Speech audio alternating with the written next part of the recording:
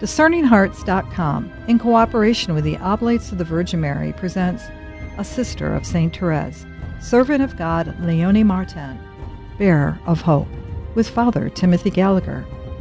Father Gallagher is a member of the Oblates of the Virgin Mary, a religious community dedicated to retreats and spiritual direction according to the spiritual exercises of St. Ignatius of Loyola. He is featured on several series found on the Eternal Word television network. He's also the author of numerous books on the spiritual teachings of St. Ignatius of Loyola and the Venerable Bruno Lanteri, founder of the Oblates of the Virgin Mary, as well as other works focused on aspects of the spiritual life. A Sister of St. Therese, Servant of God Léonie Martin, Bearer of Hope, with Father Timothy Gallagher. I'm your host, Chris McGregor. Welcome, Father Gallagher. Thank you, Chris. Always wonderful to be here. When we come to the close of an episode in one of our conversations, I am remarkably enthusiastic about the next conversation.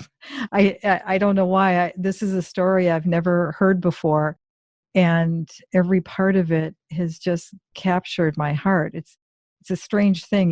You want to rest with what you've just heard, but you're excited about what will come. And I think there are many listeners out there that probably feel the same way. So thank you so much. Well, I guess I'm the first one to feel that way because I will say this. The last piece of the preparation that I did was to read the entirety of Leonie's letters to her three sisters after Therese's death. And that's, I think I mentioned, maybe 342 letters. So that was not a quick thing. Mm-hmm. And it was nice to see, the years passing as the letters are being written. But I will say that when I got to the end, there was a sense of loss. That's all there is in the story. Mm. And that made me realize just how engaged I had gotten in the story. And in a sense, that isn't all there is in the story, because her story is really blossoming now as of 2015, 5 years ago, when her cause of canonization was introduced. There is just a flowering of interest in Leonie. I think we're really at the beginning, really, of the interest and impact in her life. Well, we had gotten to the point where Leonie is living at home. Her life seems kind of stationary, where the lives of her various sisters are moving forward. Before we move into the next piece in the story, it seemed to me a good time just to read two quotations from her later letters, later life, when she reflects back on these early difficult years in her life. This is from a letter that she wrote when she was 62 years old, and she's writing to her three Carmelite sisters. This is the way most of this correspondence goes. Even if Leonie writes to one of them, she knows that all three are going to read the letters. And what has happened, this is in 1925, which is the year in which Therese is canonized. So this is the year in which she has really almost exploded into view in the church's history. 2 years earlier, in 1923, she was beatified, and now in 1925, she's been canonized. A priest, Monsignor Lavey, undertook the task to write a comprehensive biography of Therese, which he did. And Leonie has just received this book. Her three sisters in the Carmel. The distance between the Carmel in Lisieux and the Visitation Monastery where Leonie lives her life is about maybe 27 miles. It's not very much, although it would have taken more time to travel because of roads in those days. But the three Carmelite sisters send everything that has to do with Therese to Leonie because they know she's extremely interested in everything that has to do with this. So they have just sent her this new first comprehensive biography of Therese, and she writes, I am thrilled with Monsignor Lavey's book, and you'll see this throughout in Leonie. She's just so grateful for everything that's done for her.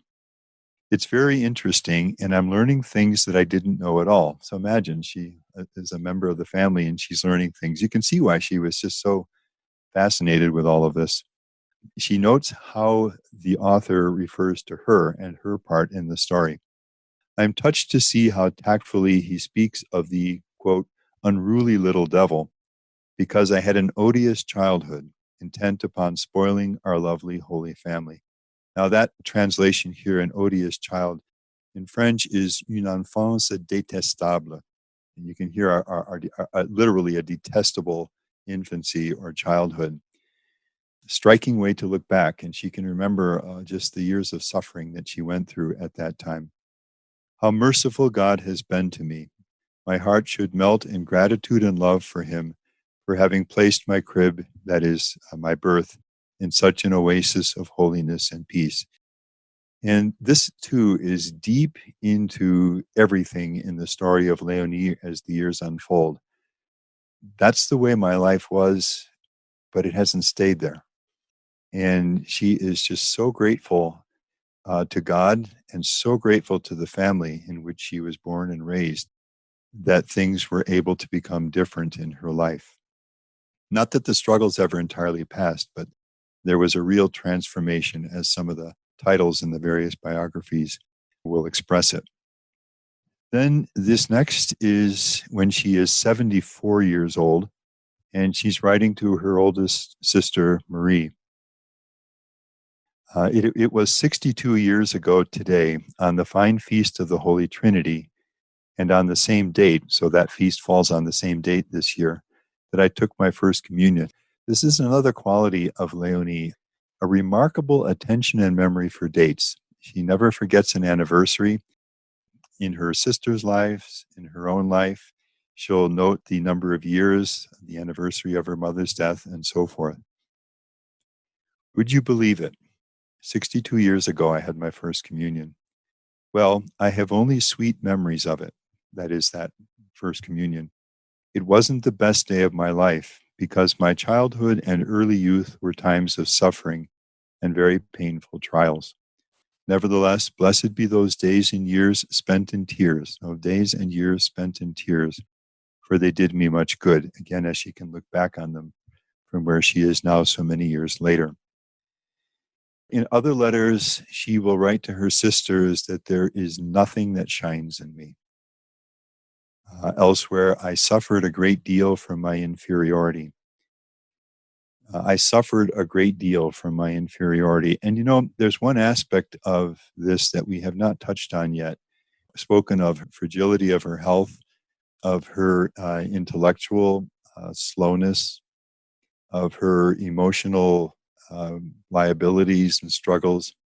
But even physically, she felt very inferior to her other sisters.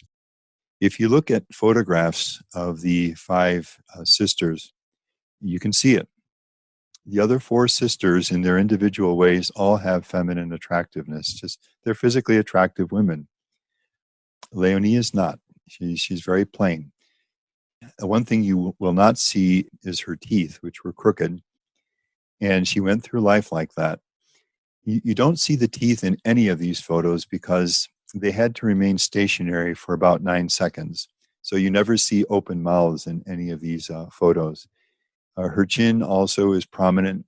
She was simply plain, and she suffered a great deal from even her physical plainness, certainly by comparison with the rest of her sisters. Then finally, she says in another of her letters, between me and my sisters, there is the difference of night and day. And Leonie would have to deal with this throughout all of her life. In fact, it was almost at the heart of her life, this profound sense of inferiority with respect to others, and certainly all of the others in her family. Her story could have easily become one of emotional lockdown, just frozen in her inferiority and the discouragement and almost despair that could have caused. And she could have gone through life as a bitter, closed woman, but she didn't. And the reason why she didn't is what lies ahead in this story, and which is the source of such enormous hope. It's one of the deep reasons why people are so drawn to Leonie these days. Here's just another small thing. Let's put this in. And this is from the story of a soul of Therese, and it's the day of her confirmation. Because Leonie was her godmother for her confirmation, and that was a bond between them that was always precious to Leonie. So Therese writes, on that day I received the strength to suffer, for soon afterward the martyrdom of my soul was about to commence. It was my dear little Leonie. Now, this little, we're going to see this over and over again. It's an endearing word. My beloved, the one who is just so special to me. So they'll speak of each other with that adjective frequently. It was my dear little Leonie who acted as my godmother, and she was so much moved that she was unable all through the ceremony to hold back her tears. She received Holy Communion with me, for I had the happiness on that beautiful day to unite myself with Jesus. Daily communion was not a normal thing at the time, so it was always special when she could receive communion. All right, we'll still, there's a further quotation now that I want to turn to in the story of a soul, and this will take us to the next piece in the story of Leonie. At this point, Leonie is 23 years old, which is, much older in that time than it is today. Many women would be married or settled in life easily by this time, and years are passing, and what's going to happen in her life? At this point, Pauline has already entered the Carmel, and Marie has announced that she will be entering the Carmel in October of this year, October 15th, the feast of St. Teresa of Avila. And some of this now is just speculation around what happens. It's quite possible that the fact that Marie was now going to enter the Carmel may have triggered at this point in Leonie this desire, which she expressed even at a much earlier age, to be a religious. In any case, it seems that she begins thinking herself now about entering in religious life. And possibly, although again, as I say, this is speculation, her thoughts may have turned to the convent of the Poor Clares in Alençon, because that was a part of the family life during their years there, those first 14 years of her life as she was growing up there. Her father was an avid fisherman all his life, loved to fish. He would bring his catch to various monasteries, and one of them was to the Poor Clares. Later, he would bring them in Lisieux to the Carmel, and the sisters always were very grateful because they would otherwise not have had this in their diet. And he would bring fish regularly to the Poor Clares, and her mother also, Zélie, frequently went there to pray, and she was inscribed in a kind of third order Franciscan group there, and brought Leonie a number of times with her to this convent. So it's conceivable that when Leonie begins to think about religious life again, her thoughts turn toward this Carmel. I say this is hypothetical because she has a deep bond with the Visitation nuns, where her aunt was and where she actually attempted a few times to go to the boarding school, and she had spoken of her desire to be a Visitation sister herself.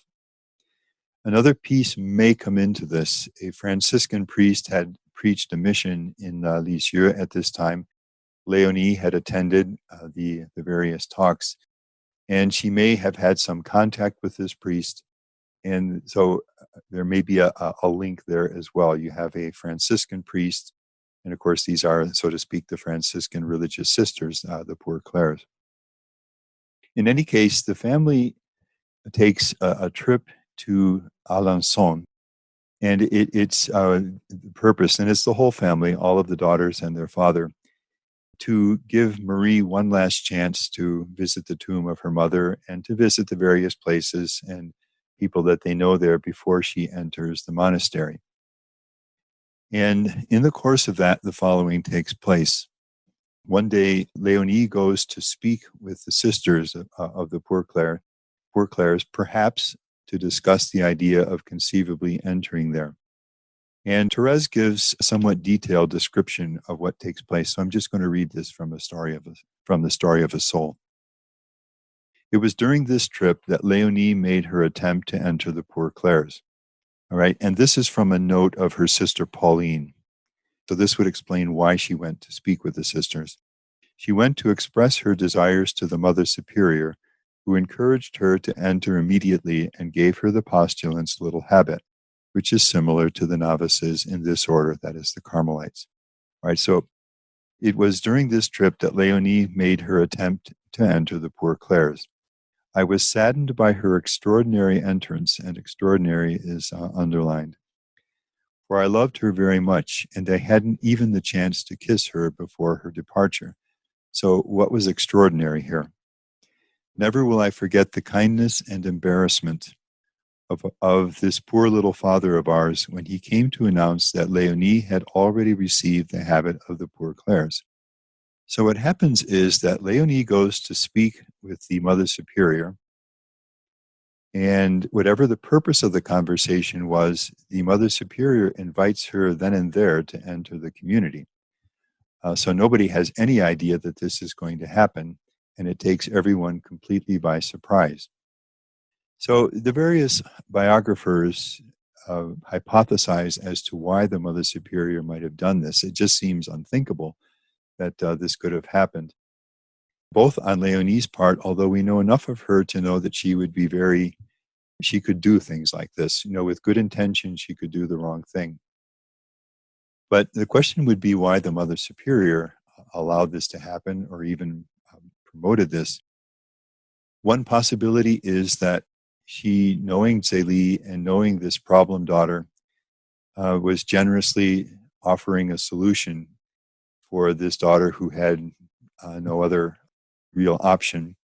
It may be a little less generously that she knew that Leonie was susceptible to change easily, and so she, so to speak, struck while the iron was hot when Leonie was disposed and invited her to enter right at that point. Another possibility is that Leonie, we've talked in another setting about how Therese lost one mother after another through death, or when her second mother, Pauline, entered the Carmel, and so on, and the impact of this on Therese. Leonie goes through something like this as well. She gets close to her aunt dies. She just begins to get close to her mother. A few months later, her mother dies. Pauline would always be kind of a mother for her. Pauline leaves. And now Marie, who is the mother, as it were, who takes Zélie's place, is also leaving. And one of the biographers proposes that there's an almost desperate need in Leonie for some kind of maternal nurturance and support, and that her thoughts may have turned to the Poor Clares because in some sense there was a link with her mother there. It was a place where there was a bond with her mother. Whatever the possibilities, conceivably this Franciscan priest that we mentioned might have encouraged her, although that's just speculation. Whatever the reason was, this is what happens, that she goes to speak there, and the next thing the family knows, she's already a member of this community as a postulant. So Therese speaks of the kindness and embarrassment of their father when he shares this with the rest of them. He found this very strange, as of course I think we do as we hear this. He found this very strange, just as we did, but he didn't want to say anything when he saw how unhappy Marie was about the matter. Unhappy is a generous word there because Marie was really just furious about this. And I think a couple of reasons might explain that. One is, of course, her concern for Leonie, and she just knows this isn't going to work. That this is disastrous. This should not have happened. But it's also conceivable, and this is just my own speculation, so shouldn't give it any more weight than it has. This is a week before Marie herself is about to leave the family and enter the Carmel. And in a sense, Leonie, in the most gauche way imaginable, upstages everything. It's the time when she is saying the goodbyes, the family is getting ready for her to leave, and then out of nowhere, suddenly, a week before she's due to leave, this happens.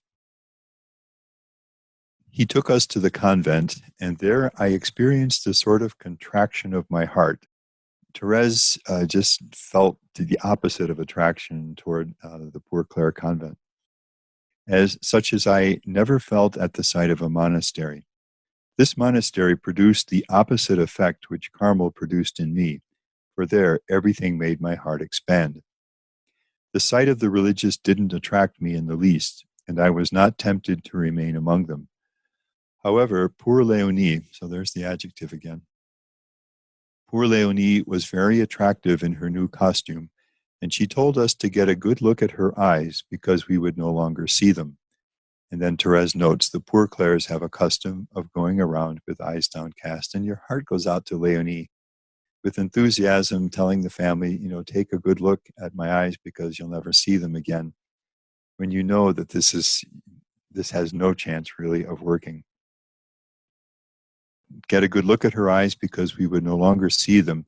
But God was content with only 2 months of sacrifice. In fact, 8 weeks later, it was already apparent that her physical and emotional energies were simply not up to this life, which is pretty austere. But God was content with only 2 months of sacrifice, and Leonie returned to show us her blue eyes, which were frequently moist with tears. When leaving Alençon, I believed that she would remain with the Poor Clares, and so it was with a heavy heart that I left what she calls the sad street of the demi-lune, half moon. That was the name of the street on which the monastery was held. When they got back to Lisieux and they shared this news with their uncle, he said, "Don't be too disturbed. This isn't going to last." And as we can see, that's exactly the way things turned out. So this was a first attempt on Leonie's part to fulfill the proposal or the desire for religious life, which she'd always had. And obviously, it was another source of embarrassment and tears and pain in Leonie's life. I still am trying to grasp how the Mother Superior would then and there offer that invitation. That doesn't even seem to fit in with the same characteristics of what a Poor Clare's monastery would do today. I mean, that just seems so sudden. I mean, and even Yes. that it would surprise her father. And of course, Leonie, it was like instant, I'm accepted, boom. And of course, she would go with it. But then it's baffling to me, the Mother Superior's response in this situation. Well, I think it is baffling to any of us who read that episode, learn about it. And that's why I say in the biographers, you have various attempts to explain what might have been at work. And now, the candidacy process for entering religious life or seminary in those days was not as rigorous as it is today. Of course, you had no psychological testing of any kind and so forth. So it's a little more conceivable that such things could happen in those days than now. But even so, it was so obvious to all of the members of the family that this was ill-advised. And you just wonder how the Mother Superior could, if she was an experienced religious, how she could have conceivably done this. I just don't have an answer to that. Okay. Well, we go on again with the exceptional life of Leonie. Father Gallagher, it seems as though this moment in Leonie's life, it can be relatable to so many people who, and for parents and for family members of individuals who seem to jump into situations. And, I'm recalling some of the previous conversations that we've had. It seems as though it would be a failure just from the description that Therese gave about the tears in Leonie's eyes when she would come home. Thinking of Venerable Bruno Lanteri tried the Carthusians when he was young, and then didn't work, had to go back. Here's one more instance of, okay, that's all right, begin again. It's so apropos, don't you think? I think so. Oftentimes what seems to us as a closed door, when we had hoped that it would open into something new in our lives, is actually God's way of leading us toward where he really wants us to be and where things are going to be fruitful. You mentioned Venerable Bruno. Sure, if he had been successful, now in his case, it only took 8 days for the superior to realize that his health would not hold up to this. The rest of that story, this close to 50 years of priesthood in the central city of his little nation in northern Italy, and the impact of his life on really countless lives and future figures of holiness, none of that would have happened. So you said before, I will repeat again, I think it's why it's so helpful for us to steep ourselves in the saints, because we see the end of the story. And that gives us a lot of hope. I'm just thinking of a couple times in my own life. I'll just mention one that comes to mind. At one point, to complete my formation in spirituality, I did a 3-summer intensive program on the integration of psychology and the spiritual life, which was a great blessing. But I got so enthused about it that I wanted to do more. I wanted to get a master's in psychology in that, and was just really excited and energized about this. The day came when I got back from the program, our superior general came, and I sat down with him. I can still see myself sitting in this room speaking with him about this, and he listened very gently and said something like that, perhaps someday could be possible, but right now I really need you to do this. The task that he had in mind for me. And of course, that never happened. If it had happened, from this perspective, I would say it would have pulled me away from all of the work in spirituality with St. Ignatius, and of course, what we're doing now in the various books and so on. So I'm very, very grateful that the Lord closed that door when I, with all my energy, wanted to go through it. And there have been other experiences like that. Probably as I'm saying this, all of us can identify moments like this in our lives, which at the moment seem disappointing or maybe even painful, and perhaps very painful and confusing. Why didn't you let this work out? Everything seemed to be heading this way. Sometimes, it may take years in our lives, a point comes when we look back and we can say, oh, okay, now I can begin to see this next step or direction in my life could not have happened without that door not being open to me. So that's a great observation, I think, Chris, and one which, again, I think engenders a lot of hope in us, as I think this entire saga of Leonie does. Again, you could easily see at this point, closed door, discouragement, tears, life is over. What else is there to hope for? I wanted to be a religious. I tried. It failed miserably. What lies ahead now, I don't know. And of course, there were a lot of tears, as Therese indicates in her story of the soul. You've been listening to A Sister of St. Therese, Servant of God Leonie Martin, Bearer of Hope, with Father Timothy Gallagher. To hear and or to download this episode, along with hundreds of other spiritual formation programs, visit discerninghearts.com, or you can find it on the Discerning Hearts free app. This has been a production of Discerning Hearts in cooperation with the Oblates of the Virgin Mary. We hope that if this has been helpful for you, that you will first pray for our mission, and if you feel us worthy, consider a charitable donation, which is fully tax deductible, to help support our efforts. But most of all, we hope that you will tell a friend about discerninghearts.com and join us next time for A Sister of St. Therese, Servant of God Leonie Martin, Bearer of Hope, with Father Timothy Gallagher.